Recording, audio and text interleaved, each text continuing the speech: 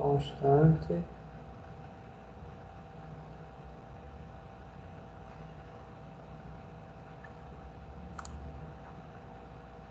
Constante, tá, pessoal?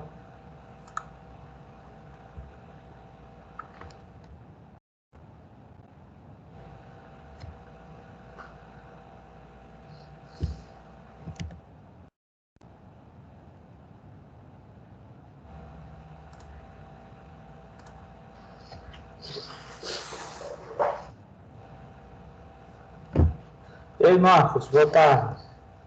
Deixa eu só verificar aqui, ver o que ajudando aqui, tá?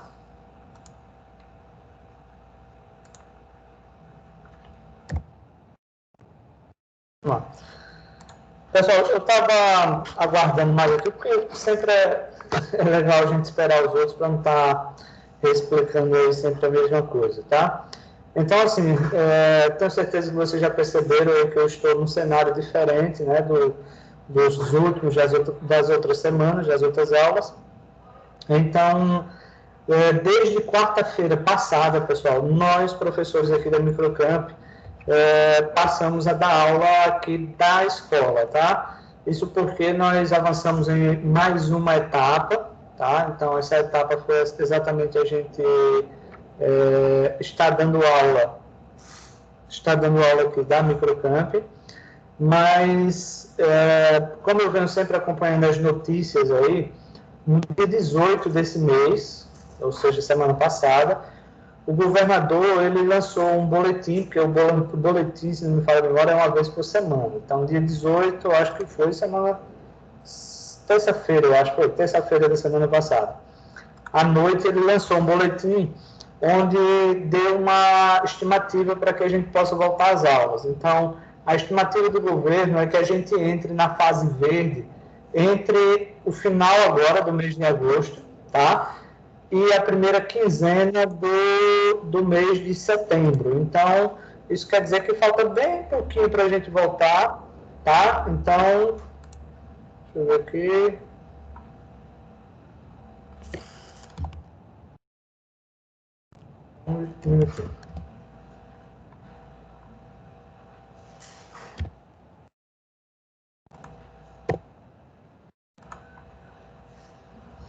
Tá? Então, a ideia, pessoal que está mandando mensagem, tá? Os alunos.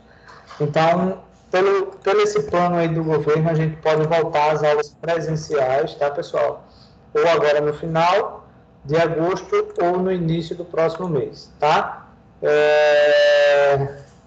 Isso porque o número de contágio, por exemplo, tem 162 até o dia 18, pessoal. Tinha 162 pessoas internadas, então, quer dizer, já deu uma aliviada, certo?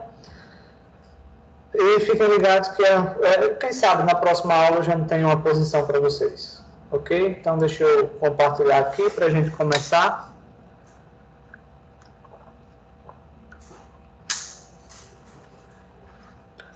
Pessoal, deixa eu ver aqui. Eu lembro que eu expliquei para vocês a respeito do network, não foi isso? Lembra que eu expliquei para vocês a questãozinha de networks, a importância de você se comunicar com as pessoas, com pessoas que pensam como você. Na minha lembrança, eu falei também sobre se prepare para qualquer situação. Eu mostrei esse slide para vocês, pessoal. Mostrou. Então era essa a dúvida aí que eu tinha, tá? Peraí, deixa eu colocar aqui, mudar aqui só um detalhezinho, tá? Peraí. Ô, professor, quando você terminar de fazer esse slide, manda pra gente para dar uma lida Então, depois. eu estou quase terminando. Aí quando eu terminar, eu vou disponibilizar sim. É porque, assim, são muitos e com a correria aqui da gente, muitas vezes a gente não consegue terminar ele no rápido, né? Então, são muitos slides. Por exemplo, até agora eu vou em 64 slides, mas ainda vai ter mais, tá? Então, tem muito conteúdo teórico, mas está faltando pouco. Beleza. Pessoal, olha só, não sei se vocês já ouviram falar em startups, tá? Não sei se vocês já ouviram falar. Tem alguém que não conheça esse termo chamado startup?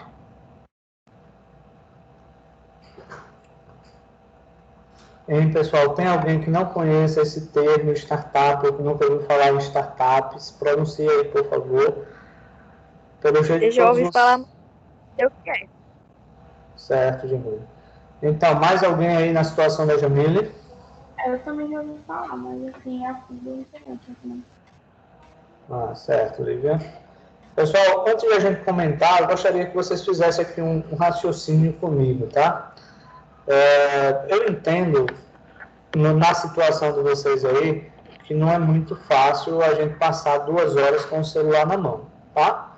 Assistindo uma aula, isso eu sei porque eu estudo também online, então eu sei que as coisas não ficam muito fáceis, não. Mas sei também que a gente consegue passar, por exemplo, 2 horas ou mais com o celular na mão numa rede social, tá? Então, assim como a gente passa num joguinho, por exemplo, Free Fire e tal. A explicação é muito simples, né? Da gente conseguir passar, por exemplo, um tempo maior numa rede social, no jogo, e a gente não consegue passar 2 horas aqui, tá? Ou pelo menos com muitas dificuldades. A explicação é muito simples. Lá no jogo, na rede social, ela tem interatividade, tá? Então, se vocês não interagirem, por exemplo, vocês ficarem calados, a aula só fica chata para vocês e fica chato para mim também, porque vai estar um monólogo, eu falando e vocês ouvindo. Então, eu faço uma pergunta simples, tá? Faço uma simples pergunta e vocês demoram a responder ou simplesmente não respondem. Então, isso torna a aula muito chata para vocês, tá? Muito, mas muito chata. Então, se vocês pudessem interagir mais, eu agradeceria.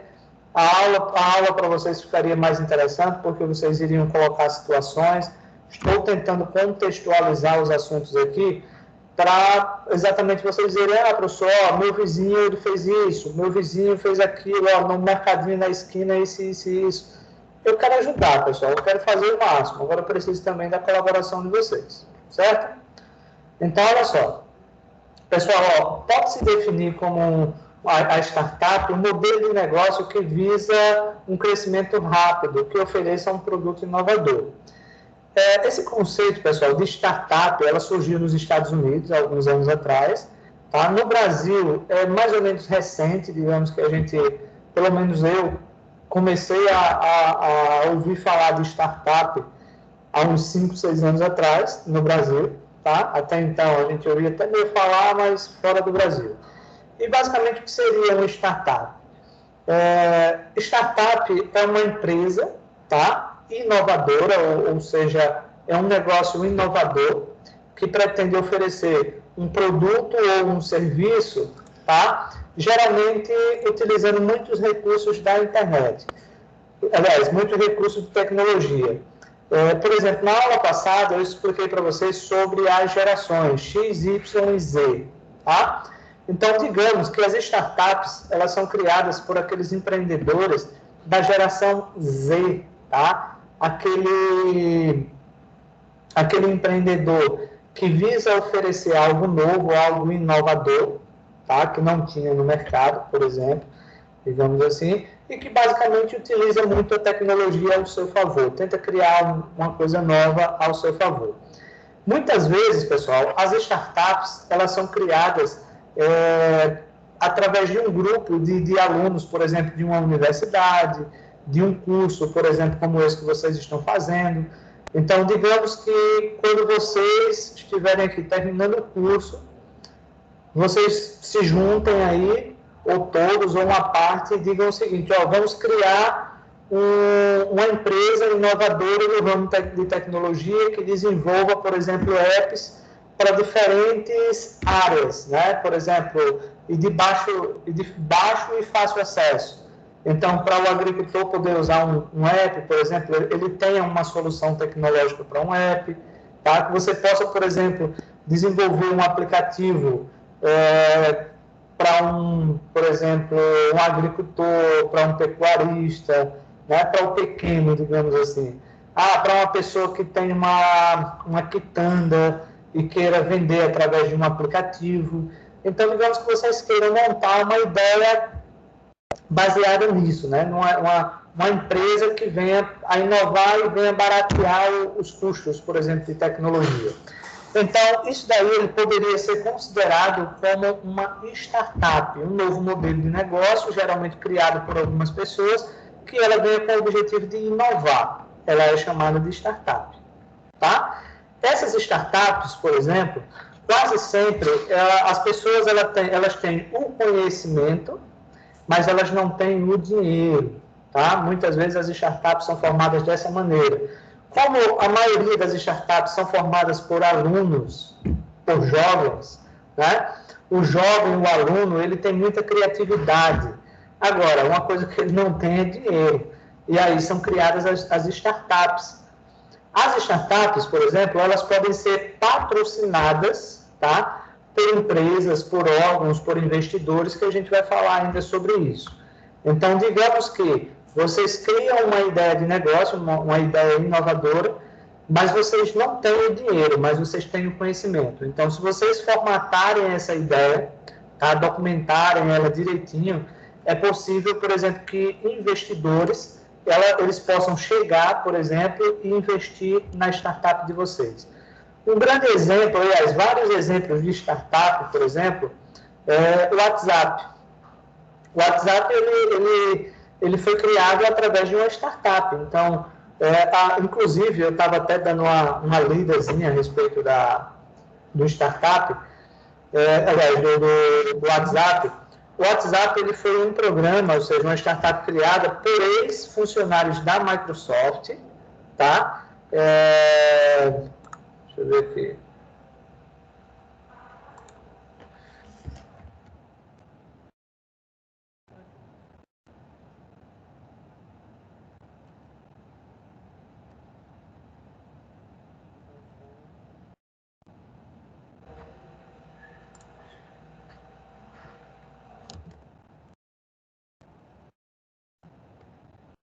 Bom, então, o WhatsApp ele foi criado, pessoal,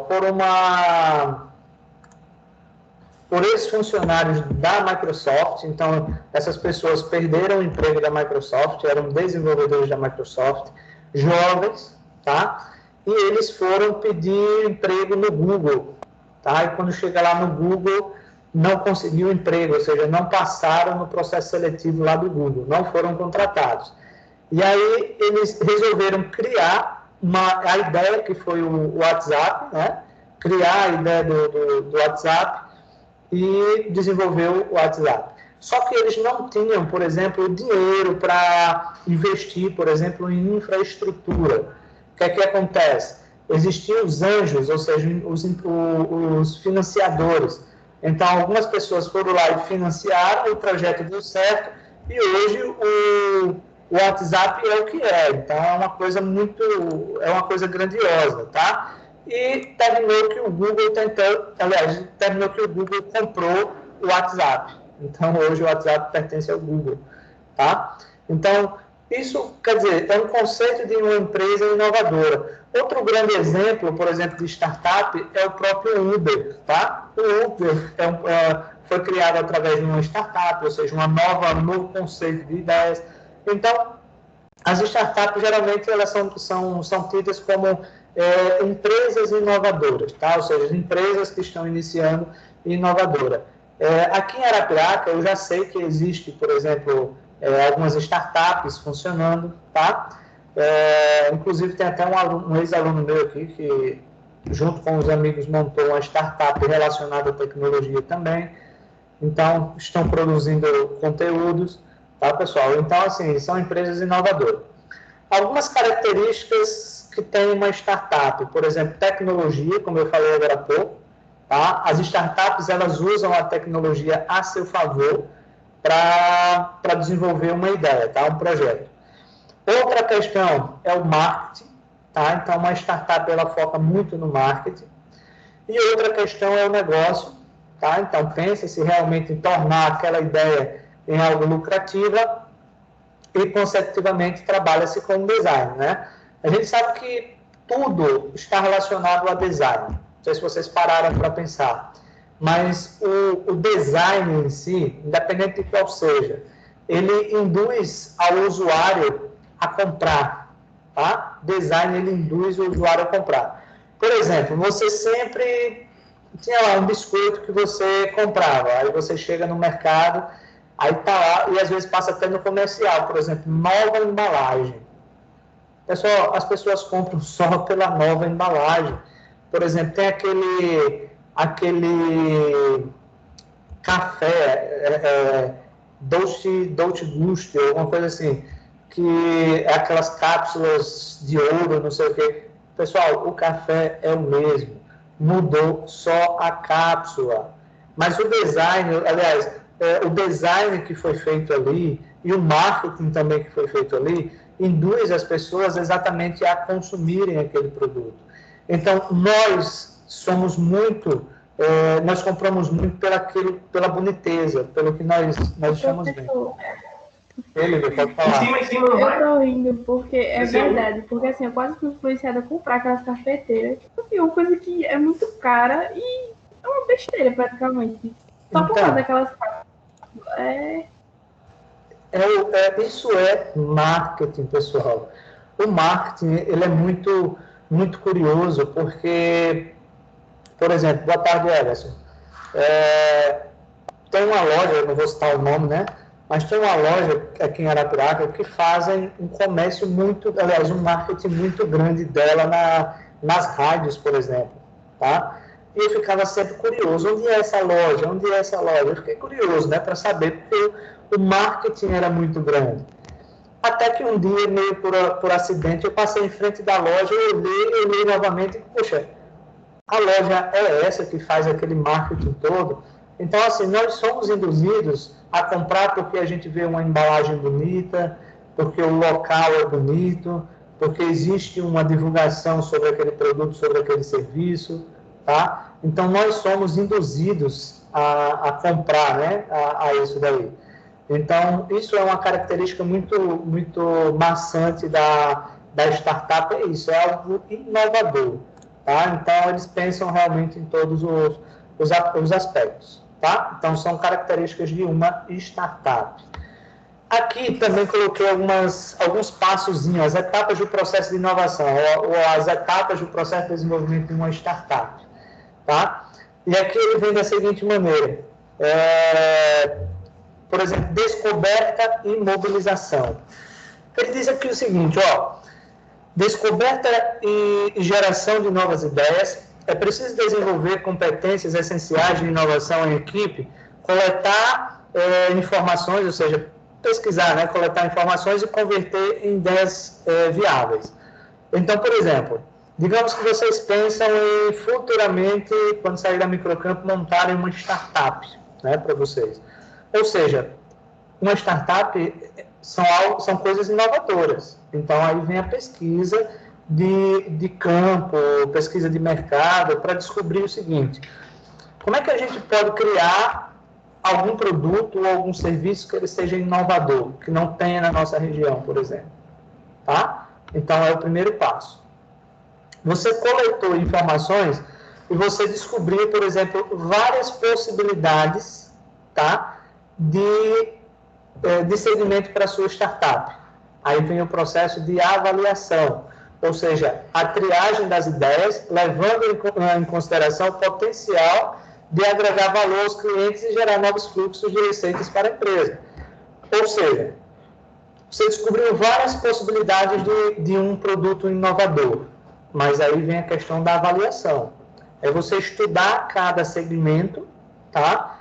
Verificar qual desses segmentos torna-se mais viável, tá? E a partir daí você seguir aquele, de acordo com pesquisas, com informações que vocês têm. No passo 3, aí vem a experimentação, ou seja, criação de um protótipo que possibilita a análise para a inovação por meio de sua interação com o público-alvo. Por exemplo, tá? Você tem uma ideia, você tem várias ideias, fez uma avaliação e descobriu qual seria a ideia mais viável, você criou um protótipo, e quando se fala um protótipo, é você realmente testar se aquela experiência, se aquela ideia ela é válida, sim ou não. A partir daí vem o passo de comercialização. Então, ó, a comercialização vem transformar o produto ou serviço em algo escalável que possa ser produzido e comercializado de forma a atender às necessidades de um público disposto a pagar por isso. E aqui eu ainda posso acrescentar para vocês uma questão seguinte. Ó, digamos que você tem uma ideia de negócio, uma ideia inovadora. Não vai ser o suficiente você chegar, por exemplo, para um investidor e dizer o seguinte, ó, eu tenho uma ideia, ela é inovadora, está no papel. Vai ser difícil de você encontrar, por exemplo, um investidor que veja lá no papel e diga, eu vou financiar. Não, ele vai querer, pelo menos, que você tenha um protótipo e mostre na prática que aquilo dali é viável. Então, primeiro você vem aí, tá? Então, a partir daí você pode comercializar. Essa comercialização, por exemplo, poderia ser para investidores, tá? Você abrir a possibilidade de investidores investir no seu negócio, na sua startup, na sua ideia, ou, dependendo do negócio, você já começar a comercialização desse produto ou desse serviço direto.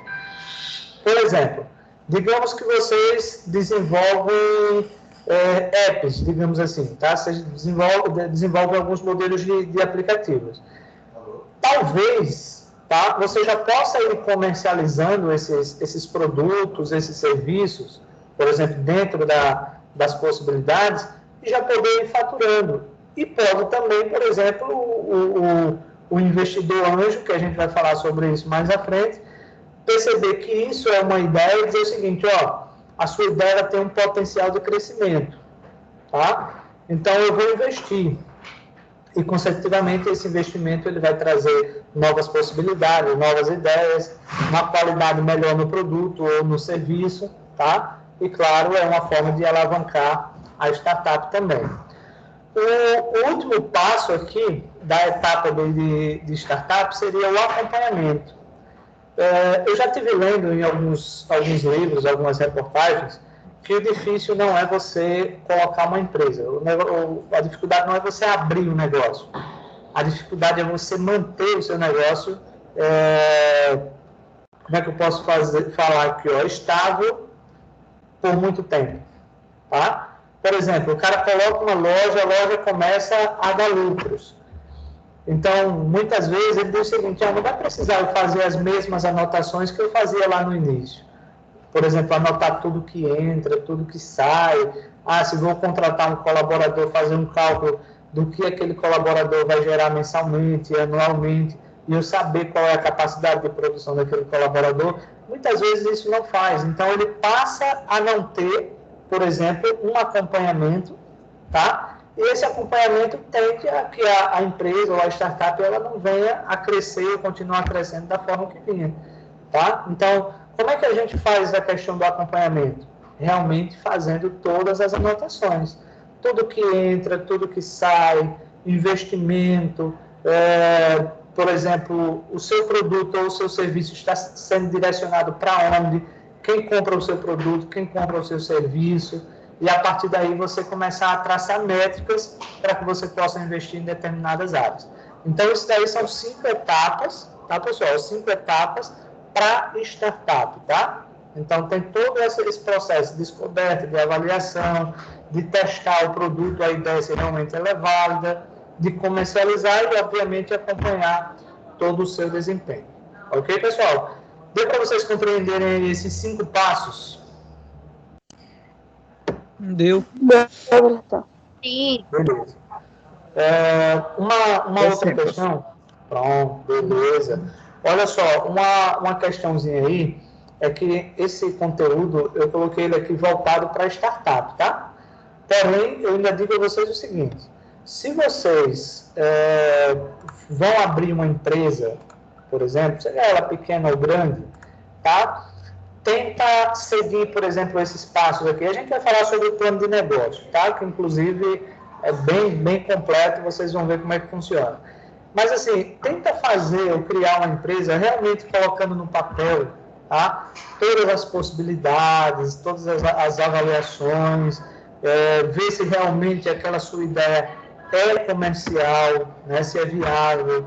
Porque, imagina, por exemplo, muitas vezes a gente trabalha uma vida, um tempão, para fazer um pé de meia e colocar o negócio para a gente, e a gente tentar pegar aquele dinheiro lá que a gente conseguiu com tanto sofrimento, investir em um negócio sem a gente ter informações suficientes sobre elas. Ou seja, sem saber se aquela informação é realmente viável. Quando a gente cria algo sem o planejamento, sem seguir as etapas corretas, realmente existe uma grande possibilidade daquele negócio não vir a vingar, não vir a funcionar, tá? Então, esses passos, eles são super importantes. Pessoal, continuando aqui, tá? Umas dicas. Não esqueça, por exemplo, investir em marketing e em vendas, ou seja, a sua ideia não vai sair do papel sozinha, você precisa monetizar meios para que o faça. E eu posso até acrescentar aqui, tem um evento que eu acho que eu comentei com vocês, né, uns eventos que acontecem no Brasil, que é chamado Day One. E lá é onde acontece, por exemplo, palestras dos maiores empreendedores do Brasil. E eu estava assistindo uma palestra da dona do Magazine Luiza, que ela diz o seguinte, ó, se você vai abrir um negócio e você não reserva um capital para você trabalhar o marketing, é melhor você nem abrir. Tá? É melhor você nem abrir.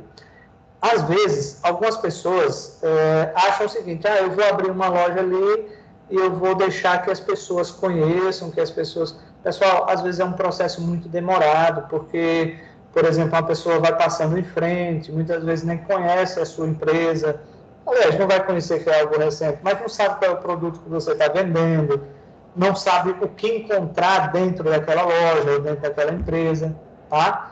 Então, assim, é interessante que se trabalhe o marketing para que as pessoas conheçam o produto, tá? Para que desperte a curiosidade das pessoas irem conhecer o produto ou de comprar o produto, tá? Então, um exemplo, digamos que alguém vai começar a vender, vamos lá, um hambúrguer gourmet, por exemplo, tá? Poxa, investe na rede social, investe no marketing, tá? Monetiza, né? De que forma? Vai lá no Instagram, faz as publicações, né? Direciona aquela publicação para determinadas regiões que você realmente cubra, tá? Então, realmente invista, porque se você não investir, fica complicado das pessoas conhecerem a sua ideia, o seu produto, o seu serviço, tá?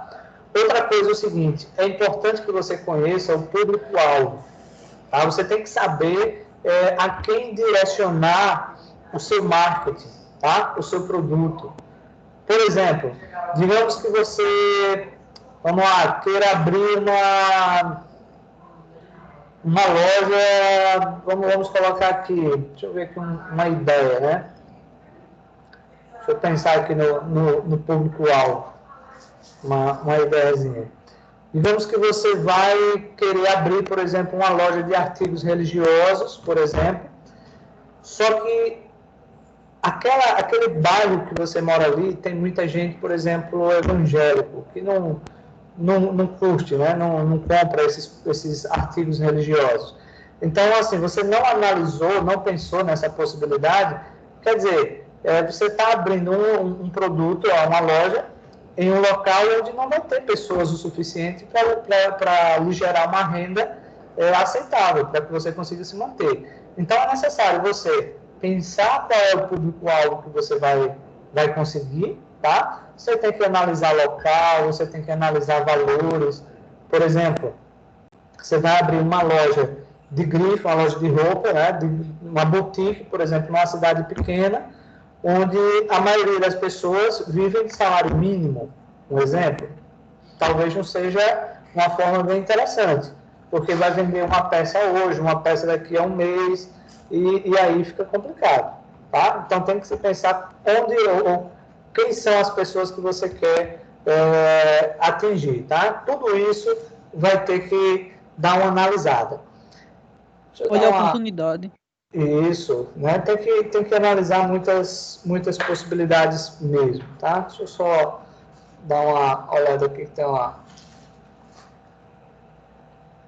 Ó, aí vem aqui, criar um pitch aí, que é uma junção de informações do seu projeto Com essas informações em mão, é possível, por exemplo, angariar investimentos. Então, esse pitch aí, por exemplo, seria basicamente o seguinte: você juntar informações sobre o seu produto, sobre o seu serviço, consecutivamente você consegue facilitar ou viabilizar, por exemplo, a questão de investimentos. Por exemplo, vocês vão criar uma startup de tecnologia quando vocês saírem da Microcamp. Como é que vocês vão, por exemplo, chegar para um investidor e apresentar o produto, mas de forma, digamos, incompleta? Tá? Então, você vai ter que juntar o maior número de informações possível, tá? Para que, na apresentação, por exemplo, do seu projeto a um investidor, todas as perguntas elas sejam respondidas. Tá? Então, você chega lá, por exemplo, o investidor diz: mas como é que a gente vai buscar clientes? Aí você vai dizer: então, é uma coisa a se estudar. Não, aí você vai ter que dar a resposta de como vocês vão chegar até esses clientes. Tá? Então, tem que ter todos esses pensamentos aí, todas essas informações registradas. E a outra coisa é saber gerir, né? Gestão é a palavra do momento. Saiba gerenciar todas as áreas de sua startup, tenha conhecimento de tudo, não acomode-se. Pessoal, essa dica também é válida para vocês colocarem um negócio, por menor que ele seja. Digamos, a Lívia vai colocar uma loja de roupas lá em Coité, por exemplo, tá? Digamos que a Lívia vai colocar mais assim, pelo impulso do empreendedorismo e por perceber que existe uma demanda lá na cidade, um exemplo. A dica vai ter que estudar gestão, vai ter que saber administrar.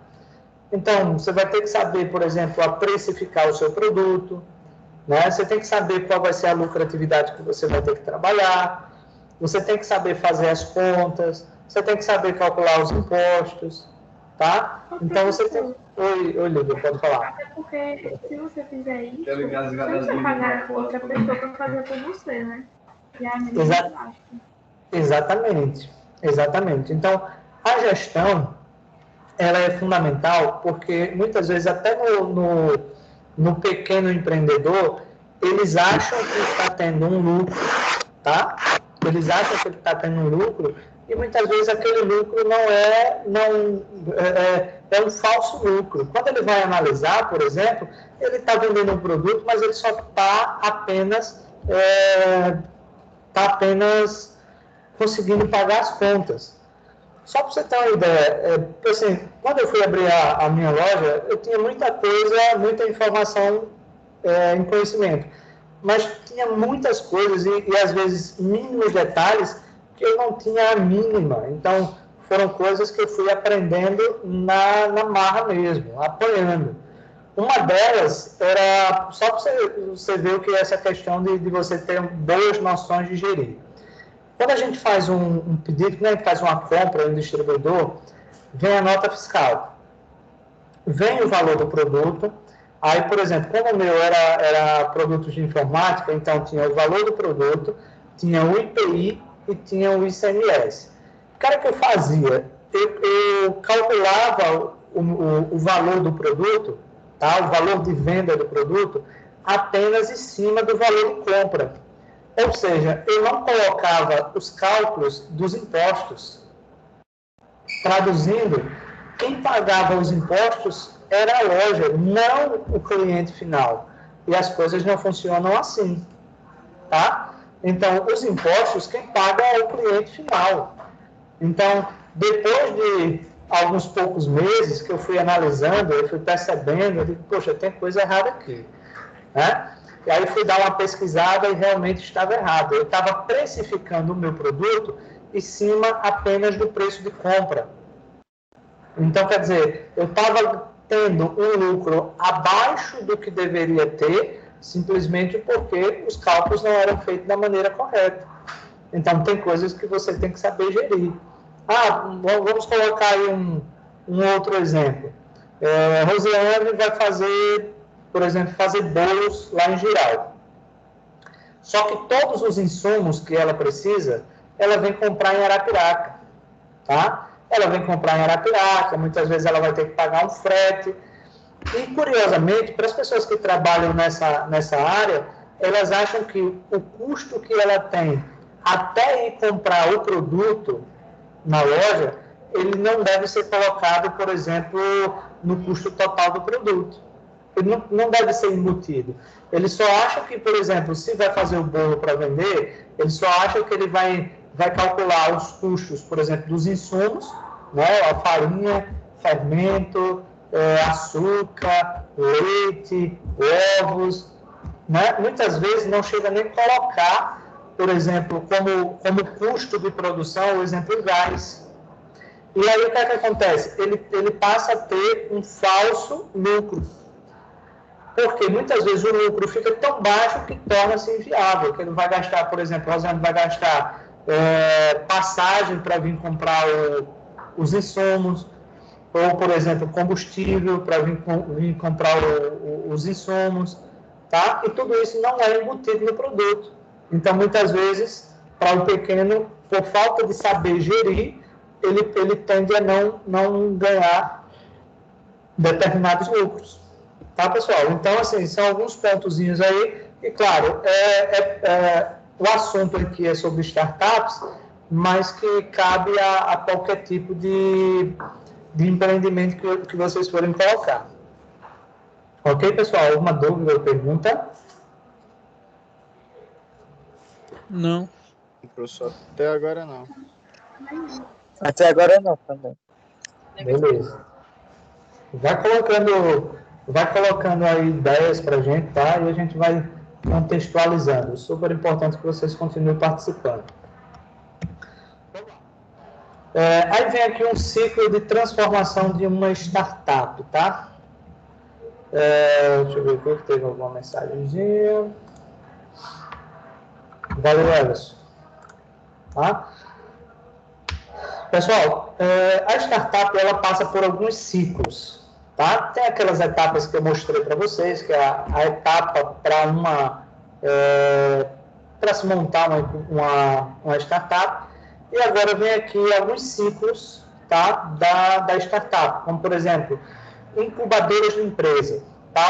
Uma incubadora de startup é um escritório especializado em estimular a ideia do empreendedor. Por exemplo, vamos colocar aqui um exemplo bem claro e talvez vocês consigam compreender melhor. Nós temos o Sebrae. Tá? O Sebrae ele é um órgão de amparo ao pequeno empreendedor, tá? O pequeno e médio empreendedor, onde muitas vezes a gente tem a ideia, mas a gente não tem os conceitos, como é que eu posso colocar aqui para vocês, específicos da área, tá? Você quer montar uma empresa, aí você diz, eu quero montar uma empresa, eu vou vender isso e aquilo, mas muitas informações detalhadas você não tem muito conhecimento. Quando você vai no Sebrae, por exemplo, eles vão lhe orientar a que você se adeque às situações, ou seja, às regras, né, para que você coloque a sua empresa, mas seguindo todos os passos direitinho, todas as regras. Deixa eu colocar aqui um outro exemplo para vocês. Eu tive 2 alunos, há um tempo atrás, que eles tinham uma loja de artesanatos em Penedo, e eles fizeram um investimento, de certa forma até alto, que era uma máquina de corte de MDF. Então, eles fizeram esse investimento, mas aí foi o que eles fizeram também. Eles procuraram o Sebrae. Então, eles me comentaram que muitas coisas que eles achavam que estavam fazendo da forma correta, na verdade, eles estavam fazendo da forma errada. Desde, por exemplo, a fachada da loja, que eles achavam que estava certinha, que estava perfeita, e o Sebrae chegou e disse, não, essa fachada está errada, ela não pode ser dessa forma. Então, ajudaram na montagem da fachada da loja, até o posicionamento, por exemplo, das prateleiras, do caixa, o local que o caixa ficava disposto na loja, a ordem dos produtos que ficavam na loja. E com base no estudo que o Sebrae fez lá na loja deles, disseram o seguinte, com o investimento que vocês fizeram, essa loja não vai conseguir custear o investimento que foi feito. E aí foi montado um plano para que eles pudessem abrir mais lojas, tá? Porque ele estava trabalhando com fabricação, ele ia fabricar as peças em MDF. E aí, o que acontece? Eles tiveram que abrir, se não me falha a memória, 2 ou 3 lojas a mais para conseguir suprir a demanda da máquina e, consecutivamente, pagar o investimento que foi feito. Então, assim eles fizeram. Então, uma incubadora de empresas, ou, por exemplo, de startups, ela vem exatamente com esse propósito, tá? De pegar a ideia, por exemplo, de vocês, enquanto startup, ajudar a modelar, né, estruturar para que ela consiga, por exemplo, crescer. Então, é uma incubadora, porque é onde está nascendo uma nova empresa, uma nova startup, tá? E existe um monte delas no Brasil. O Sebrae é uma delas, tá? A questão é que o Sebrae ela é pública, tá? Mas existem algumas outras empresas, por exemplo, que elas, claro, são particulares, então ela vai dar toda essa consultoria para o crescimento. Vamos lá, vamos continuar aqui. Outra coisa bem interessante, que existem empresas especializadas para acelerar as startups. Então, ajuda o empreendedor a consolidar seus projetos de forma acelerada, apoia e investe para que a startup alcance seu ponto de equilíbrio. Eu, inclusive, estava até dando uma pesquisada esses dias aqui. Deixa eu procurar aqui, ver se eu mostro para vocês, tá?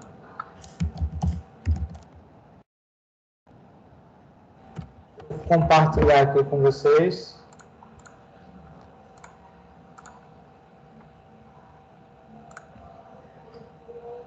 Olha só, pessoal.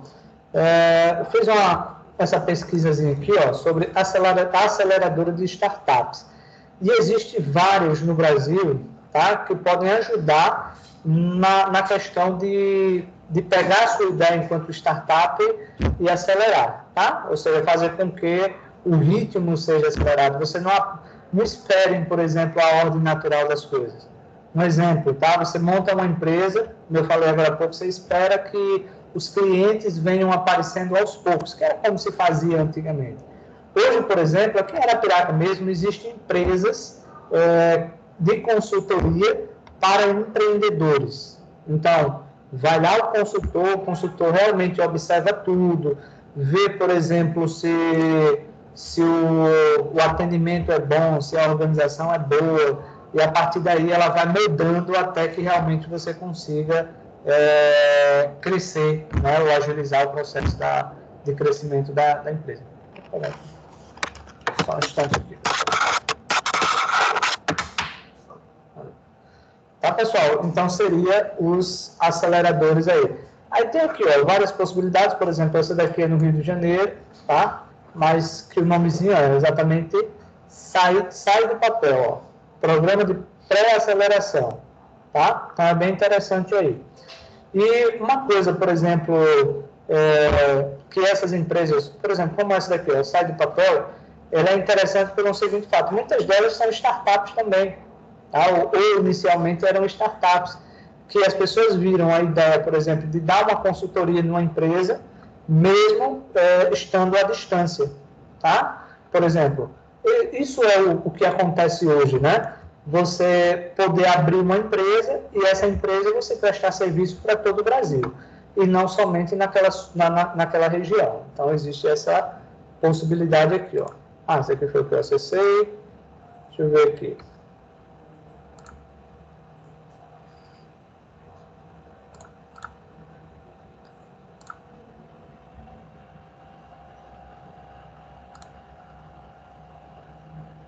Só um instantezinho aqui, tá, pessoal? Deixa eu ver se eu consigo aqui tirar um print aqui de todo mundo. Deixa eu ver se eu diminuo aqui no zoom. Só um instante, tá, pessoal?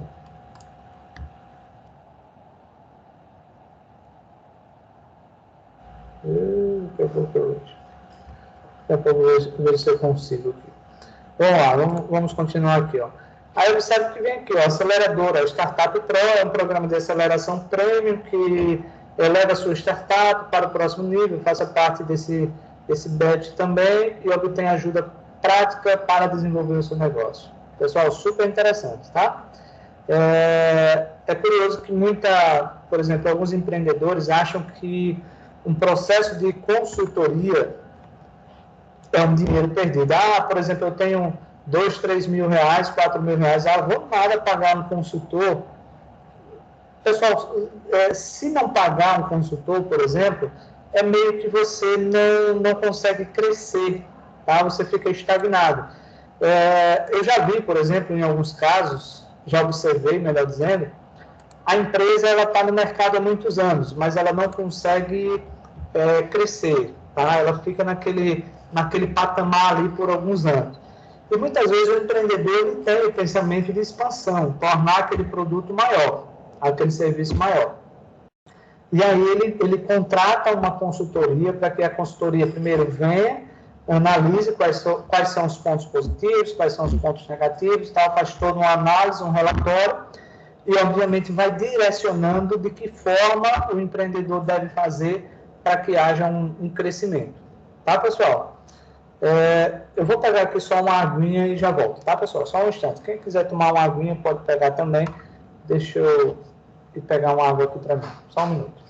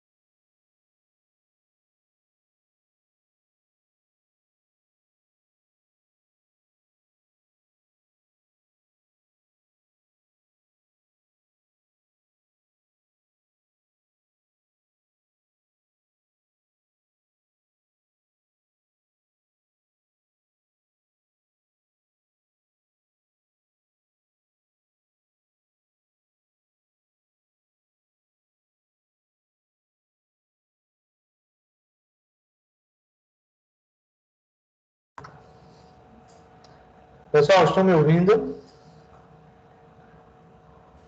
Tô. Tô. Beleza. Bem. Tranquilo, vamos lá. Ok, beleza. Vamos nós.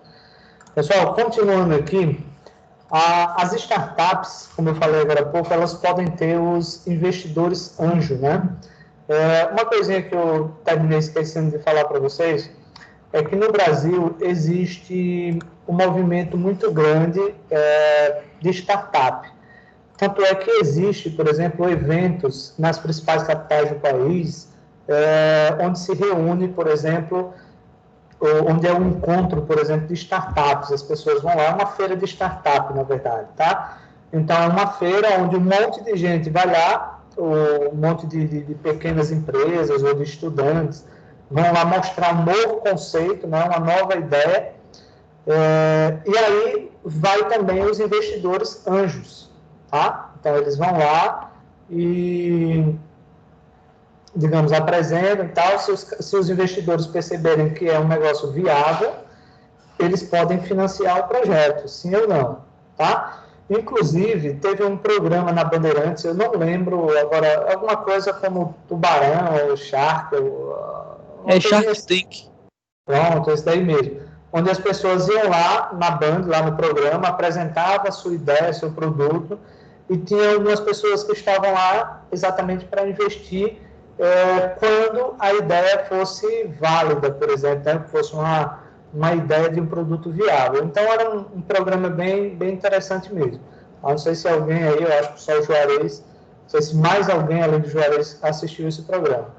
Mas os investidores anjos são exatamente essas pessoas que vão investir na ideia de alguém. Então, alguém tem uma ideia, vai lá e financia, tá? Vai lá e paga. Obviamente, claro, o investidor ele vai ter uma parte da empresa também, tá? Ele vai ter uma parte da empresa também. Então, investe, mas tem um retorno, certo? Então, aí são os investidores anjos. Vamos lá. Depois dos investidores anjos, nós temos o capital semente.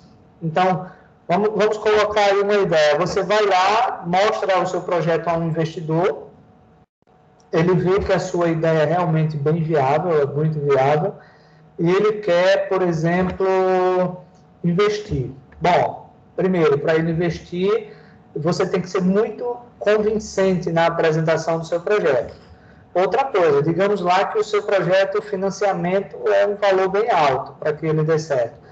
Possa ser que não seja apenas um investidor que possa lhe ajudar na questão da implementação da ideia, tá? Então, às vezes, o cara pode dizer o seguinte: olha, eu não tenho esse valor completo para investir disponível, mas eu vou investir em tanto. Então, consecutivamente, tantos por cento da empresa vai ser dele. Aí chega outra pessoa e investe mais um pouquinho. Então, o capital semente é o primeiro investimento, tá? O primeiro investimento que é feito na startup. Você vai lá, um exemplo, você mostra que o seu projeto, a sua ideia, ela é orçada, digamos, em R$200 mil, digamos assim. Aí chega um investidor que acha uma ideia muito boa, mas ele diz o seguinte: ó, eu não tenho como investir os 200 mil, mas eu posso investir, por exemplo, 100 mil reais aí na sua ideia. Então, esses 100 mil reais, por exemplo, ou, por exemplo, vai ser os 200 mil, tudo bem, eu tenho, mas inicialmente eu vou lhe dar 50 mil para você começar o seu projeto. Então, você vai montando o seu projeto e quando você for concluindo as etapas, ele vai liberando os outros valores. Mas entenda que o capital semente é aquele primeiro capital que foi implantado dentro da startup ou dentro da empresa. Tá, pessoal? Então, isso é um capital semente. Eu não sei se o pessoal... Aliás, na verdade, assim, a ideia é exatamente de uma startup. Tinha um pessoal que trabalhava na Asa Branca como desenvolvedores, lá na parte de TI. Aí foi quando a parte de TI da Asa Branca, ela foi transferida para Maceió. Então, a parte administrativa está toda em Maceió. Eles receberam os convites para irem trabalhar em Maceió, mas pelo menos eu conheço mas ele estava me explicando que ele e uns colegas não aceitaram ir para Maceió, e eles montaram uma empresa aqui em Arapiraca exatamente de solução em desenvolvimento mobile. Então, eu já vi, por exemplo, que eles criaram apps para restaurantes. Então, um restaurante, o cara, por exemplo, o garçom não vai usar mais aquele blocozinho de canetas, não, é um aplicativo no celular que ele já faz todo o pedidozinho ali direto. Tá? Já vi também, por exemplo, de mercado que eles desenvolveram. Então, o mercado ele vai querer um aplicativo para fazer vendas, tá? Eu já vi que eles desenvolveram também. Então, assim, eles seguem o padrão de startup aqui em Arapiraca, tá, pessoal? No caso deles, eu acho que assim, eles não conseguiram investidores. Eu acho que, de acordo com o que cada um conseguiu, quando trabalhava na Asa Branca, montaram essa empresa, tá? Não lembro o nome, mas eu já vi que eu sigo um deles, então eu já vi que ele já fez algumas divulgações, certo? Então, capital semente é o primeiro valor investido na empresa. Inclusive, se vocês observarem aí, trata-se de um investimento que é feito a longo prazo, podendo receber investimentos de até 5 milhões, tá, de reais, a fim de cobrir despesas básicas da startup, tá? Como eu falei, startups geralmente são por jovens, estudantes, e muitas vezes o cara tem a ideia, mas não tem o dinheiro. Ok, pessoal? Vamos lá. O próximo aqui, ele vai falar, a gente vai falar um pouquinho agora aqui sobre o Vale do Silício. Quem de vocês aí já ouviu falar no Vale do Silício?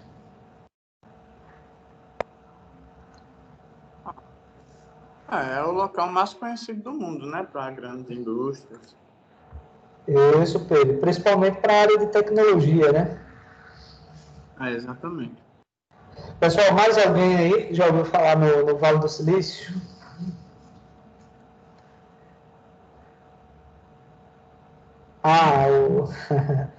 Isso é verdade. Adriano, não, tá. Pessoal, vamos interagindo aí. Quem mais aí já ouviu ou não ouviu? Ok. Pessoal, olha só.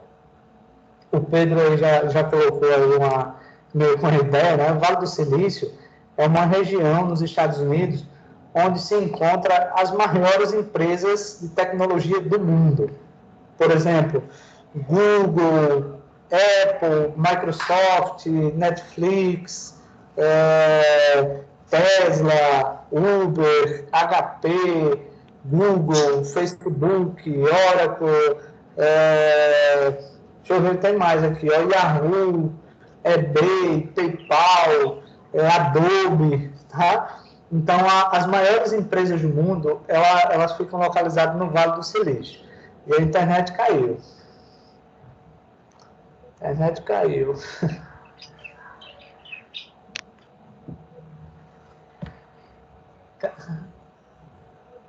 Caiu, você, né? Oi? Oi? Não, aqui está dizendo que está com a internet. A gente está conectado, agora não navega não.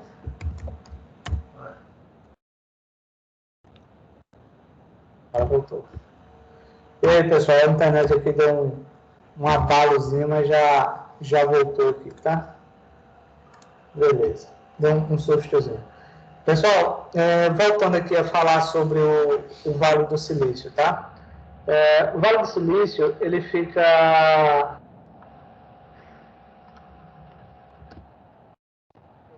na Califórnia, nos Estados Unidos, ou os arredores da Califórnia, que na verdade o Vale do Silício ele não é uma cidade, tá, pessoal? Não é uma cidade. É uma região que envolve algumas cidades. Tá, estou vendo aqui, pessoal. Se o chat estiver bloqueado, pode mandar no WhatsApp que eu olho também, viu? Não tem problema não. Vamos lá. Então, como eu estava falando, o Vale do Silício, ele é uma junção de algumas cidades que ficam numa parte baixa, obviamente por isso é chamado de vale, e lá fica localizado as maiores empresas do mundo, tá? Inclusive, tem várias curiosidades sobre o Vale do Silício, tá? Uma delas, por exemplo, que eles têm um pensamento lá de sempre ajudar quem está iniciando. Por exemplo, Você vai lá, monta uma startup com uma ideia inovadora, as grandes empresas simplesmente elas vão lhe ajudar, seja em financiamento, em conhecimento, mas elas ajudam na implementação da sua ideia. Então, toda boa ideia lá, ela é bem válida. Outra coisinha que eles usam muito, que é esse fire fast, ou seja, fale rápido. Então, ele diz o seguinte, então, se você for errar, se você for falhar, que essa falha ela seja rápida, ou seja, ela seja corrigida de imediato. É uma filosofia que eles têm lá, tá? Outra curiosidade é o seguinte, o custo de vida lá no Vale do Silício, ele é muito alto, tá? Muito alto mesmo. Então, por exemplo, para uma empresa se instalar lá, não é míseros dólares que vai conseguir. Tanto é que, por exemplo, até os engenheiros dessas grandes empresas, quando se fala em engenheiros de software, né? Engenheiros de tecnologia que trabalham nessas empresas. Muitas vezes, mesmo eles ganhando muito bem, eles não conseguem custear a vida no Vale do Silício. Por exemplo, para comprar uma casa, se estabelecer lá, muitas vezes isso não consegue. Eles não conseguem. E aí muitos, eles terminam morando, por exemplo, no estacionamento da empresa, tá? De uma dessas grandes empresas. Então, eles acham mais viável, por exemplo, comprar um trailer, um exemplo, tendo uma brechinha lá no estacionamento, eles colocam, estacionam o trailer e lá eles ficam morando. Então, ou seja, não sai do trabalho, continuam lá, ou seja, fazendo o pé de meia lá, tá? Isso porque realmente o custo de vida no Vale do Silício ele é muito grande.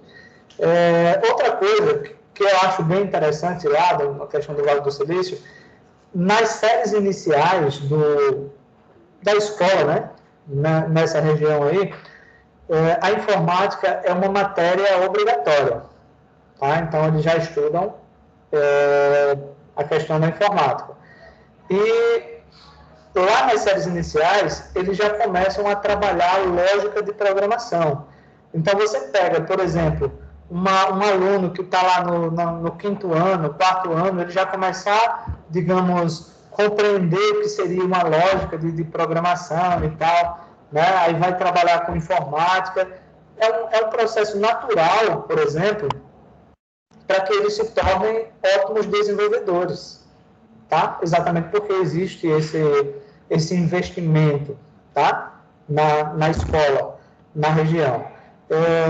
Um grande exemplo, eu só não posso afirmar se a pessoa era exatamente do Vale do Silício, mas, por exemplo, na época, quem desenvolveu o Minecraft, o moleque tinha 12 anos, 11, 12 anos, tá? Então, ele desenvolveu, claro, com programação e tal, é uma coisa que tornou-se natural para ele.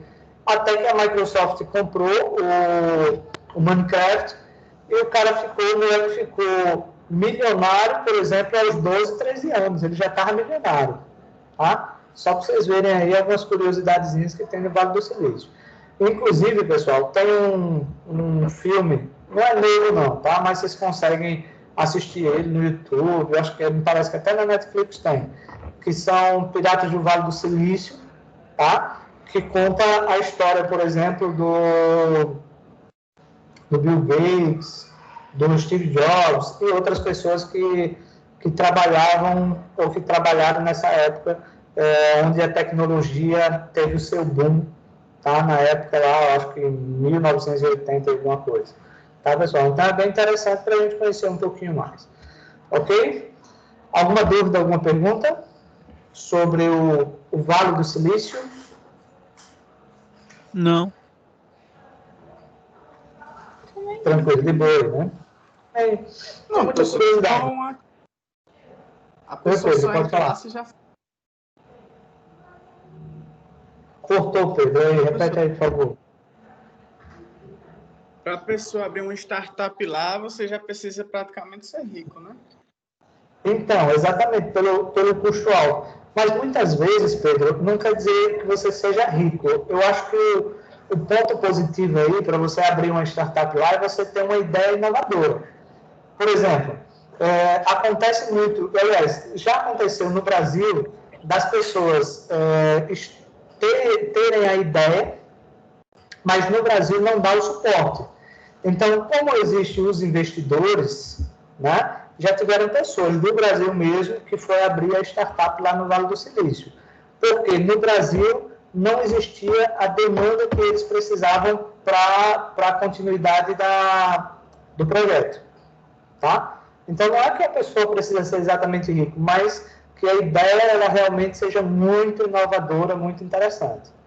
Tá? Então, existe essa possibilidade.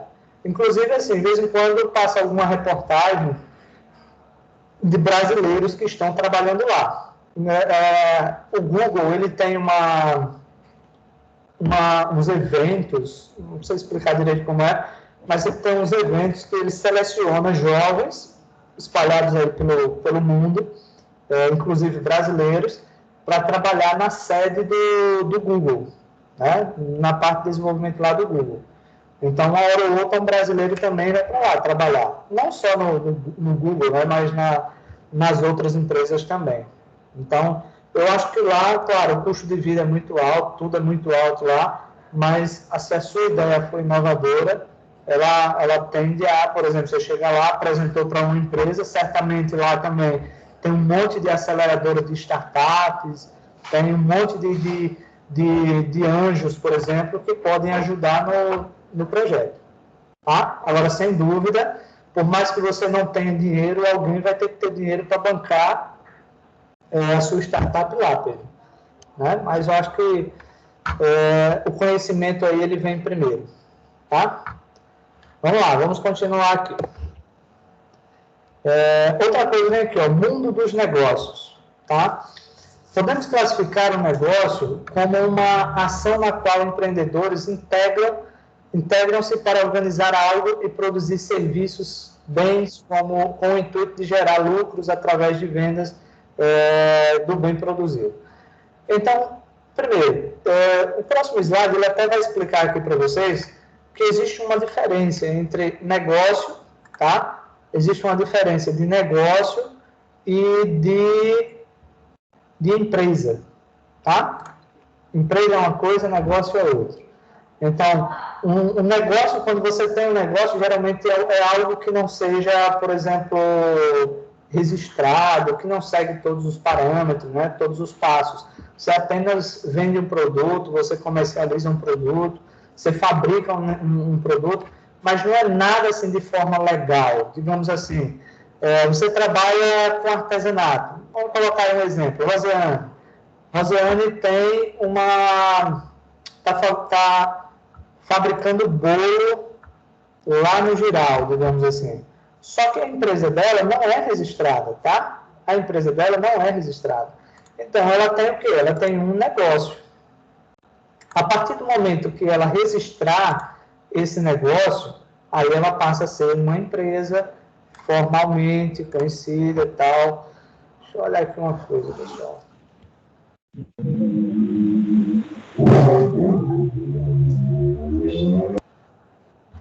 Olha que eu fiz um negócio aqui, daqui a pouco eu faço novo. Deixa eu voltar, tá? Então, o mundo dos negócios, ele implica em muitos detalhes, né? Que você deve conhecer, tá? Então, às vezes o mundo do negócio, a gente acha que é fácil. Um exemplo, eu vi alguém colocando uma loja, um exemplo, é fácil, que o fulano está tendo lucro, tá? Mas muitas vezes ali o cara, ele estudou, ele se preparou para entrar no mundo dos negócios. Entender como é que funciona o negócio, onde comprar, como escolher um fornecedor, como acontece a questão da lucratividade. Então, quer dizer, tudo, o negócio ele é uma junção de muitos segmentos aí que vai ser preciso a gente conhecer antes de entrar, tá? Inclusive, eu digo o seguinte, ó, se você está pensando em abrir uma empresa, não abre essa empresa, por menor que ela seja, não abre tendo como base o sucesso dos outros. Fulano deu certo, eu vou dar também. Então, vai dar certo também para mim. Aí, o que acontece? Muitas vezes o fulano lá, ele não informou a você que ele já vem se preparando, que ele já vem estudando há um certo tempo, e por aí está o sucesso do cara. O negócio lá está dando certo. Aí você quer colocar um negócio no mesmo segmento, um exemplo, só que você não tem conhecimentos para isso, você não está preparado, obviamente não vai ter o mesmo sucesso. Então, basicamente, a gente tem que estudar mesmo, tá? Eu coloquei uma tabelazinha aqui, que ele fala exatamente sobre o que é o negócio. Qual a diferença, por exemplo, de um negócio e de uma empresa? Tá? Por exemplo, o empregado e o empregador. Talvez para muitos esse termo empregador, talvez não seja muito do cotidiano, né? Essas palavrinhas aí, elas vão sendo mudadas ao tempo. Por exemplo, hoje o pessoal usa muito também, ao invés de empregado, usar o nome colaborador. E ao invés de usar o empreendedor, o gestor, por exemplo, né? Apesar que o empreendedor é quem começa a empreender, né? O patrão empregado, digamos assim, esse termo aí já está meio defasado. Então, tudo na vida, pessoal, existe o lado bom e existe o lado ruim, tá? É bom você ser empreendedor e você ter um negócio seu? Pode ser bom, mas também pode ser ruim. É bom você trabalhar para alguém? Sim, é bom, mas também pode ser ruim. Então, vamos lá. Quando se fala em um empregado, tá? Uma coisa ele vai estar certo. No final do mês ele vai ter o saláriozinho dele garantido. Uma coisa que o empreendedor não sabe se ele vai ter o salário dele garantido.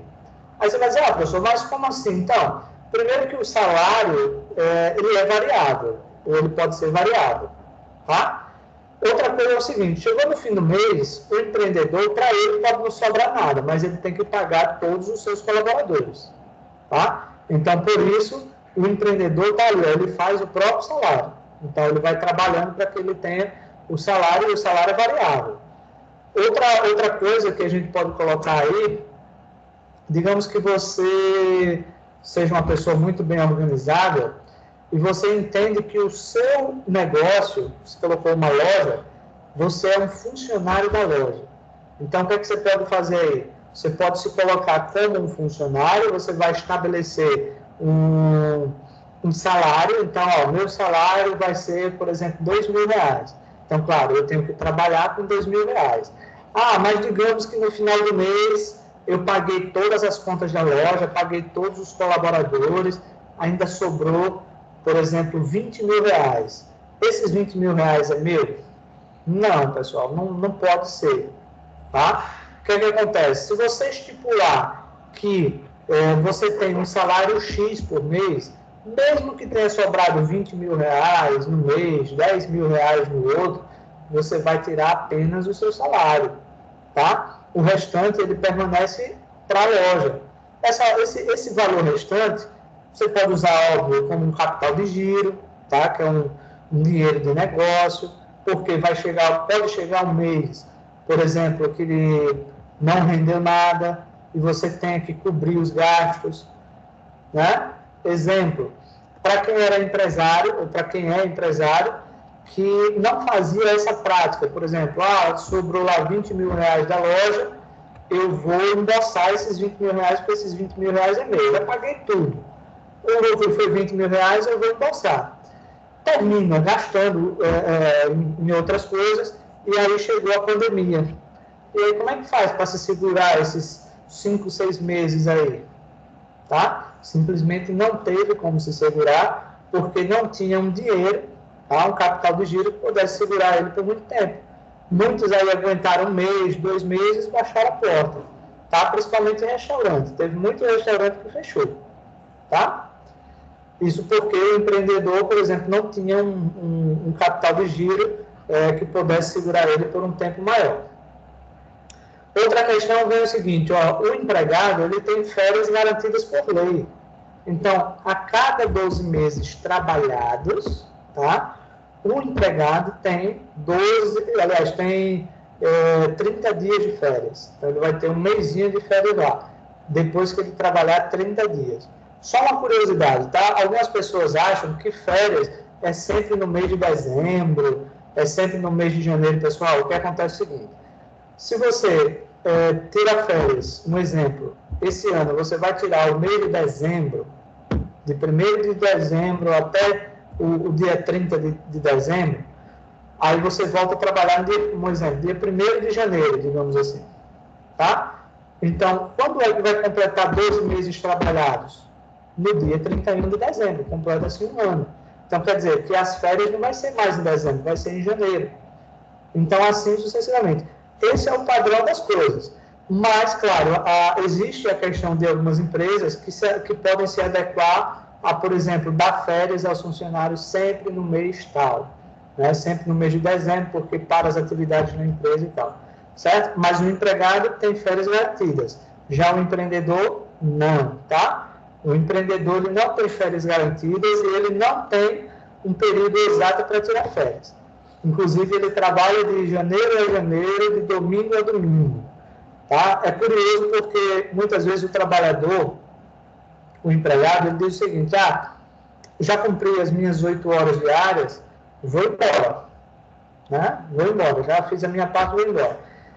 Diferentemente do empreendedor. Enquanto a gente vai para casa, que a gente se desliga da empresa, muitas vezes o gestor, o empreendedor, está lá pensando em como pagar as contas, pensando em como vender mais.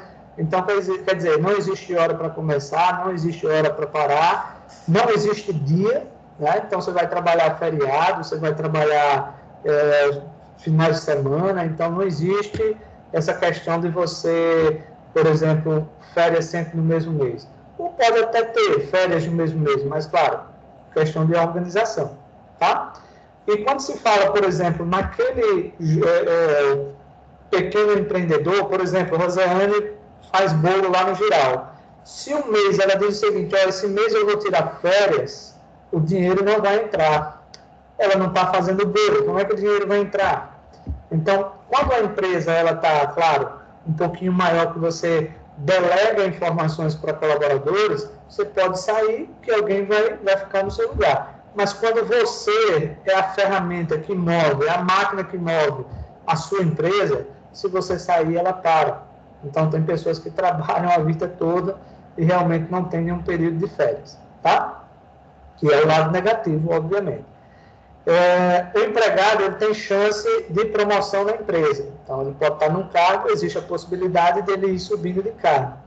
Diferentemente, tá, pessoal? Diferentemente do empreendedor.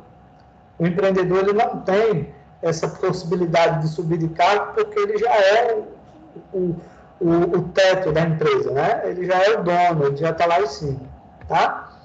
Outra coisa é o seguinte: você, enquanto empregado, você pode ter participação nos lucros da empresa. Bom, olha só, pode ter, não quer dizer que vai ter. Algumas grandes empresas, por exemplo, elas trabalham com participação nos lucros, tá? Principalmente as grandes empresas. Mas óbvio que os colaboradores vão ter uma participação de lucros caso as metas pré-estabelecidas elas sejam cumpridas.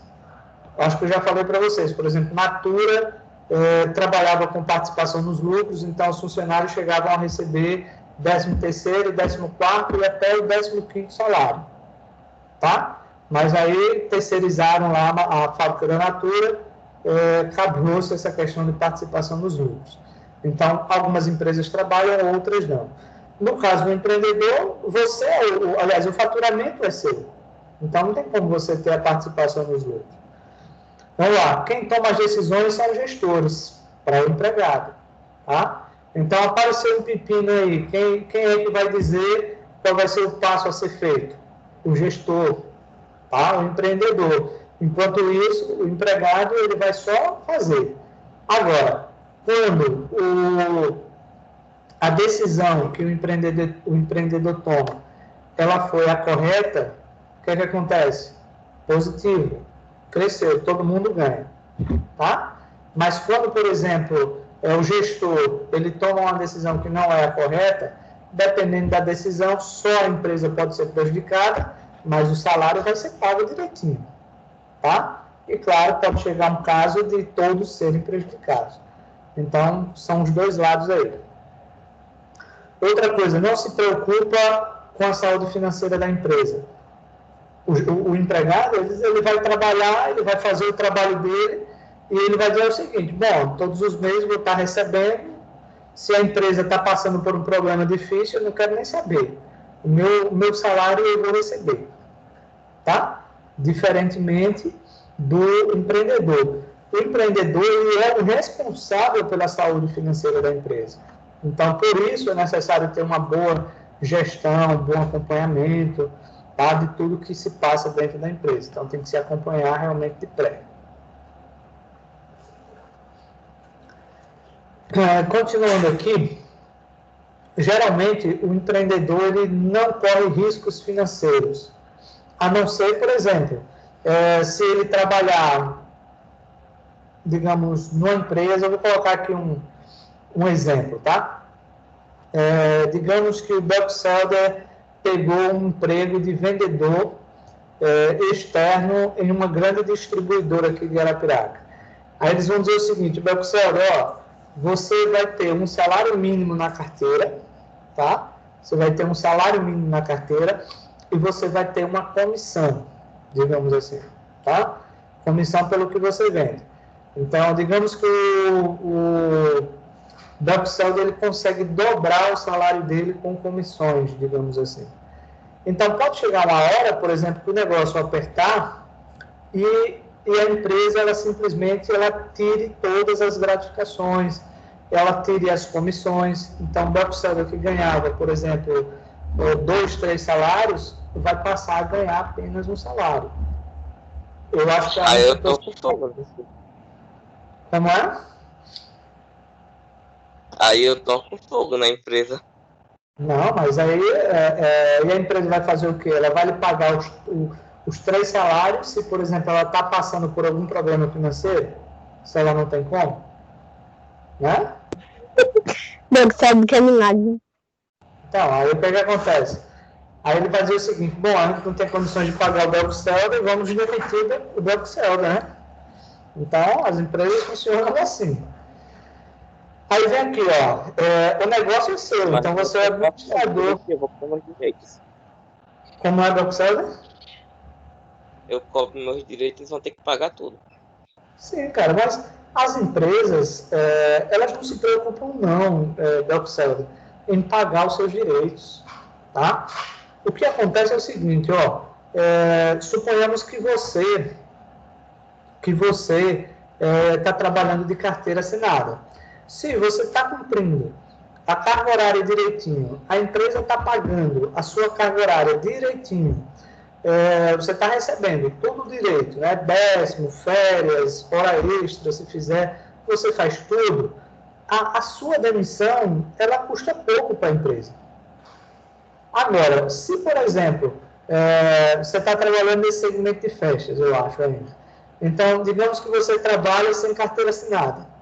Aí, digamos, a empresa ela vai lhe demitir. Aí sim ela tem que se preocupar. Porque você vai procurar os direitos, aí, meu amigo, tudo que a empresa não lhe pagou, ela vai ter que lhe pagar quando demitir você. Mas se a empresa já paga tudo certinho, é de menos. A única coisa que ela vai ter que lhe pagar, no caso de uma demissão, é 40% sobre o saldo do seu FGTS. Um exemplo, você trabalha numa empresa durante um ano, tá? Aí juntou, vamos colocar lá, R$1.000 tem lá no seu FGTS, no seu saldo de FGTS. Ela vai lhe demitir, ela só vai lhe pagar R$400 dos seus direitos. Aí, quer dizer, R$400 para ela é besteira, entendeu? É um valor muito pequeno. Agora, se ela não estiver cumprindo as regras trabalhistas, aí sim é uma coisa que ela deve se preocupar. Não sendo isso, tá? É um valor muito baixo. Vamos lá. Outra coisa. O empregado, ele tem o 13º, tá? O empreendedor, meu amigo, ele não tem o 13º. Claro, ele pode ter um salário maior, ele pode tirar uma parte do lucro líquido. Isso é que faz com que a pessoa ganhe lá um pouco maior.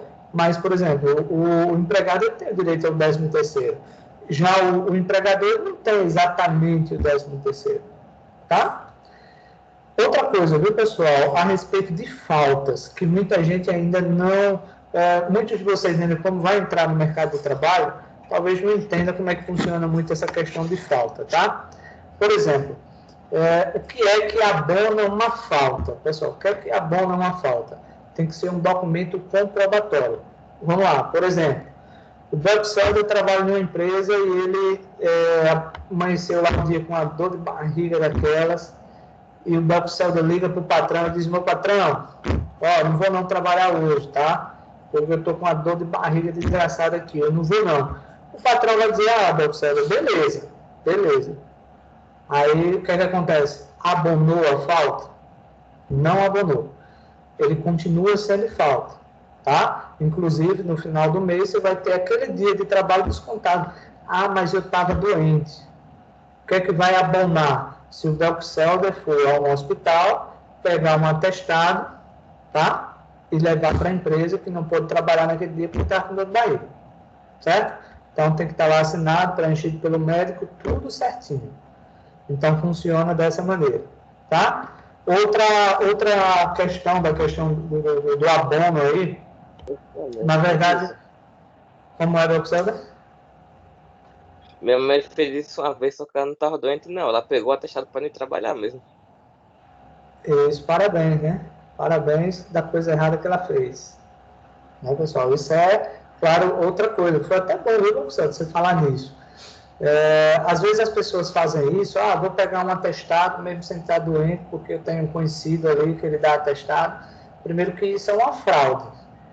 O médico, ele pode perder o CRC dele, ele pode ser punido, se for provado que realmente a pessoa não estava doente, tá? Então, até ser preso, eu acho que vai também.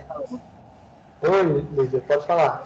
Eu tive um amigo que fez isso e, assim, a empresa descobriu e demitiu. Por quê? Ele pediu atestado, levou, disse que estava doente, acho que foram 3 dias. E ele foi para uma festa, tirou várias fotos, postou nas redes sociais e a empresa viu. Então, Aí não como, né? Exatamente. Inclusive, isso é uma demissão por justa causa, tá? Você sai sem direito nenhum, você não recebe 40% do FGTS, você não consegue sacar o seu FGTS e você também não recebe o seguro-desemprego, tá? Você só não perde o FGTS porque ele vai ficar guardadinho lá para a próxima demissão que você tiver, vai acumulando, digamos assim. Mas, quer dizer, isso daí, Belkselder, é uma demissão por justa causa, isso é fraude, tá?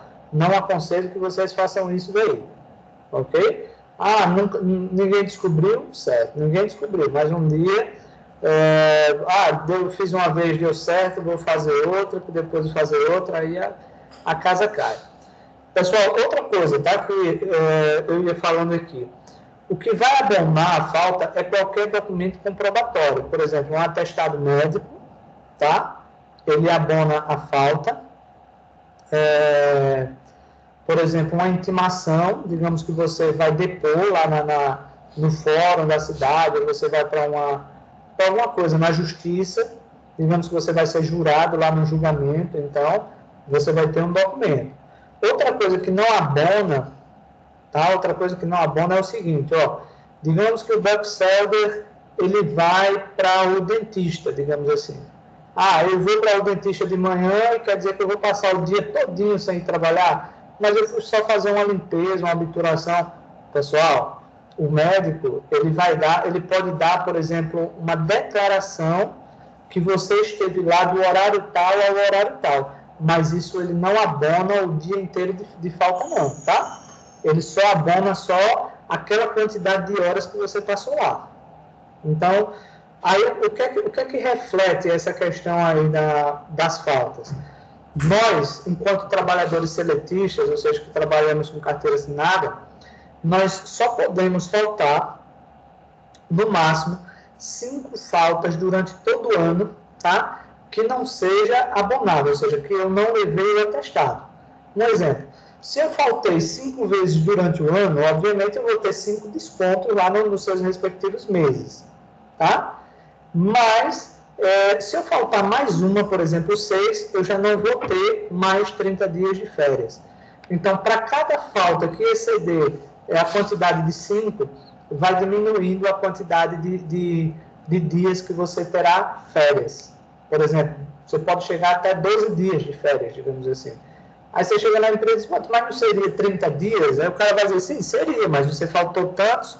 Aí você vai dizer, mas não foi descontado? Sim, mas foi descontado, mas a lei diz que você perde uma parte das férias. E outra coisa, se você, por exemplo, um amigo da Lívia aí, faltou 3 dias à empresa. Foi descoberto que foi uma fraude, foi demitido. Mas, assim, se você faltar 5 dias consecutivos, tá? Sem uma justificativa, você também é demitido por justa causa, tá?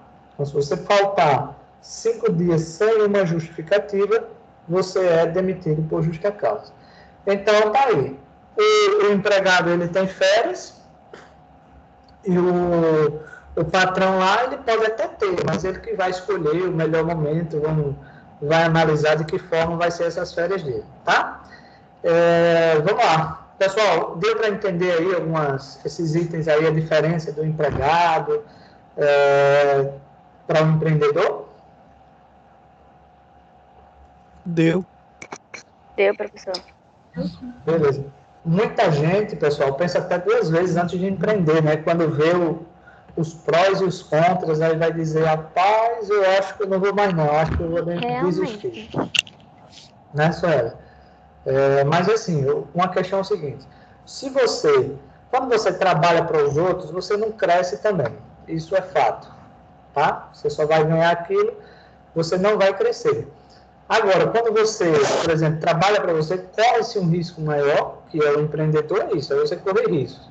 Mas você pode alcançar objetivos maiores na sua vida, tá? Profissional, pessoal e assim por diante, tá? Pessoal, continuando aqui, tá? Vamos falar sobre o planejamento.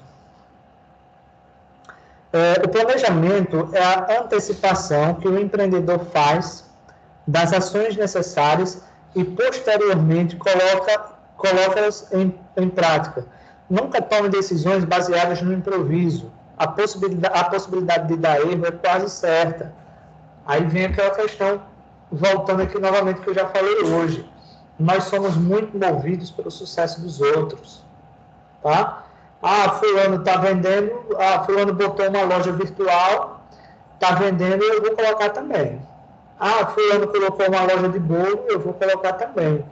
Fulano colocou uma loja de roupas, eu vou colocar também, porque dá certo. E muitas vezes as coisas não são assim. É necessário planejar. Tá? Quem vai abrir um negócio hoje não vai colocar lá um aviso e dizer o seguinte, para eu abrir esse negócio eu tive que estudar, eu tive que planejar, eu tive que fazer plano de negócio. Eles não vão fazer isso. Eles não vão dizer como foi que eles chegaram ali. Tá? E nem devem, né? Porque não é obrigação. Então, seja qual for o negócio que você for colocar, crie um planejamento. E recapitulando, você vai trabalhar a vida toda, você vai conseguir um certo valor, tá? E você vai, por exemplo, investir em uma coisa que você não sabe se vai dar certo, tá, pessoal? Não tem uma estrutura ou uma quantidade de informações que reforce que a sua ideia é válida, então é complicado. Mas eu digo também que o planejamento não é só para vocês colocarem um negócio próprio, não. O planejamento a gente deve usar para a nossa vida. Então, se a gente coloca lá, por exemplo, vamos colocar aí uma ideia. Jamile diz o seguinte, quando chega na virada do ano, aí diz o seguinte, o ano que vem eu quero, aí mentaliza, né? Eu quero entrar na faculdade, quero fazer um curso superior. Aí outras pessoas já dizem o seguinte, esse ano agora que está iniciando, eu quero comprar uma moto, né, Belcelo? Uma moto topada. Eu quero, por exemplo, arranjar um emprego. Pessoal, só mentaliza. Não se faz um planejamento. Então, quer entrar na faculdade? Quer, faz um planejamento. Tira, tá? O dia tem lá 24 horas. Será que dessas 24 horas não tem nem 2 horinhas por dia para você parar e estudar e se preparar para um Enem? Será? De 24 horas que o dia tem, né? Não tem nem 2 horas para você estudar, para você se preparar. É meio complicado, né? Ah, será que durante o dia você também não teria 2 horas para procurar um emprego, se a sua vontade é um emprego? Né? Então, quer dizer, pessoal, nós precisamos nos planejar, tá? Quando você se planeja, você diminui a possibilidade de dar erros, certo? Então, será que se eu não correr atrás, se eu não criar um plano para conseguir um emprego, será que o emprego vai bater na minha porta? Pode, viu, pessoal? Eu digo a vocês que pode. Você pode estar em casa e chegar um vizinho e dizer, fulano, ó, tem um emprego ali para você, vai? Pode acontecer? Pode, claro que pode. Mas pode demorar um pouquinho mais, tá? Pode demorar um pouquinho mais. Para que isso reduza, é bem importante que vocês pratiquem o networking, ou seja, converse com outras pessoas, mostre o que você sabe fazer, tá? E isso realmente vai ajudar bastante, tá? Vocês, certo? Mas, sem dúvida, é muito interessante que vocês se planejem, ok? Dando continuidade aqui, nós temos ambientes de negócio. O que é você criar um ambiente de negócio? É você criar condições favoráveis ao empreendedor, suprimir as necessidades de captações e melhorar os indicadores. Quando se fala em indicadores, por exemplo, seria as projeções de crescimento. Tá? O que é que indica que você pode crescer? É que naquele mês você faturou mais, que você faturou menos, o produto que você faturou mais foi o produto tal, o outro você faturou menos. Então, isso são os indicadores, e com base nesses indicadores é que você vai criar um planejamento para que você possa crescer. Então, vamos lá comparar isso daí com uma ideia que vocês vão entender, né? Uma ideia do dia a dia. Digamos, Rosiane, ela está fabricando bolos lá em Giral, mas simplesmente ela fabrica o bolo, mas ela não tem, por exemplo, a organização de fazer todas as anotações. Por exemplo, digamos que a Rosiane ela vendeu um bolo, aí um bolo de leite. Poxa, vai lá numa tabelazinha, um bolo de leite, tá? Vender um bolo de chocolate, vai lá, bolo de chocolate. Vender um bolo com goiabada, sei lá, vai lá e coloca goiabada. Ah, vender um bolo formigueiro, vai lá e coloca. Pessoal, quando chegar no final do mês, a Rosiane vai saber quantos bolos ela vendeu, tá? Quanto ela apurou, quanto foi que ela gastou, porque ela tem que anotar também tudo que ela comprou para produzir o bolo, tá? Tem também que, digamos, ela vai saber quantos bolos de leite ela vendeu por mês, quantos bolos de chocolate ela vendeu por mês. Então, isso são os indicadores. Com base nesses indicadores aí, ela vai saber, por exemplo, na compra dos insumos, o que é que ela compra mais? O que é que ela vai comprar mais? Vai ser de acordo com a receita. Ah, por exemplo, bolo com goiabada está saindo bastante. Então, a demanda, ou seja, a necessidade é que seja tantos quilos de goiabada. Então, quer dizer, se não houver esses registros de informações, obviamente não se tem indicadores, tá? Outra coisa, quando chegar no final, se todos os meses a Rosiane vai fazendo esse registro de informações, no final do mês ela vai ter, por exemplo, um relatório, tá? Ela vai ter um relatório do mês, quanto ela vendeu, tá? Quanto ela comprou, qual foi o lucro dela, o que ela vendeu mais, o que ela vendeu menos. Se ela for fazendo isso daqui, esse registrozinho mês a mês, ela vai saber, por exemplo, qual foi o mês que vendeu mais, qual foi o mês que vendeu menos. Ela começou, por exemplo, a empresa dela a vender bolo, ela tinha uma forma, quando chegou no final do ano ela passa a ter 10 formas, tá? Ela tinha um forno, agora ela tem 2 fornos. Ela tinha uma pessoa fazendo entrega, agora ela tem 2 pessoas fazendo entrega. Então, quer dizer, a gente só passa a ter o conhecimento de crescimento, tá? De saber se o negócio está dando certo ou não, quando você vai lá e começa a anotar todas essas informações. todos esses registros. Ok, pessoal? Alguma dúvida ou pergunta? Hein, pessoal? Dúvidas ou perguntas? Não. De boa, né? Não. Professor, Tranquilo. Oi, pode falar, Lívia. eu acho que até assim, você fazendo isso, você pode, por exemplo, se você tem vontade de fazer alguma coisa futuramente, fazendo isso você já tem uma base do que você gasta por mês, do que sai mais, você pode se organizando, juntando para fazer algo maior, né? Ah, exatamente. Exatamente isso. O intuito desse registrar as informações é exatamente, claro, você saber um exemplo. Se você anota tudo, quando chegar no final do mês, ela vai dizer, ó, eu estou gastando muito aqui. Vamos colocar aí um exemplo. Eu estou gastando muito com... Vamos colocar, digamos que a Rosana, ela... Como é que eu posso colocar aqui? Ela comprou uma moto, um exemplo. Aí essa moto, ela tem que botar combustível, ela tem que dar manutenção, ela tem que pagar emplacamento, tem que pagar seguro, tem que colocar tudo isso. Se ela resiste a todas essas informações, ela pode analisar, por exemplo, vamos colocar aí um exemplo, tá? Ela tem uma moto. Essa moto, ela tem um custo mensal, digamos assim, de, vamos colocar, R$ 200 só a moto, tá? Mensal. Mas aí no final ainda tem manutenção, né? Que pode precisar. Ainda tem, por exemplo, o emplacamento. Aí ela vai dizer o seguinte, poxa, está muito caro, é melhor eu pagar um aluguel, por exemplo, de uma moto, que eu não vou ter preocupação com seguro, eu não vou ter preocupação com gasolina, eu não vou ter preocupação com manutenção, eu não vou ter preocupação com nada. Por exemplo, meu irmão ele tem um provedor. Aí ele comprou um carro e botou para o cara trabalhar com o carro. Né? O técnico trabalhar com o carro. Como o carro não era do técnico, ele andava de qualquer jeito, não limpava, passava por buraco sem dó nem piedade. Quer dizer, simplesmente acabou com o carro. Então ele preferiu pagar, eu acho que é R$ 600 de aluguel por mês de um carro e ele não tem responsabilidade nenhuma.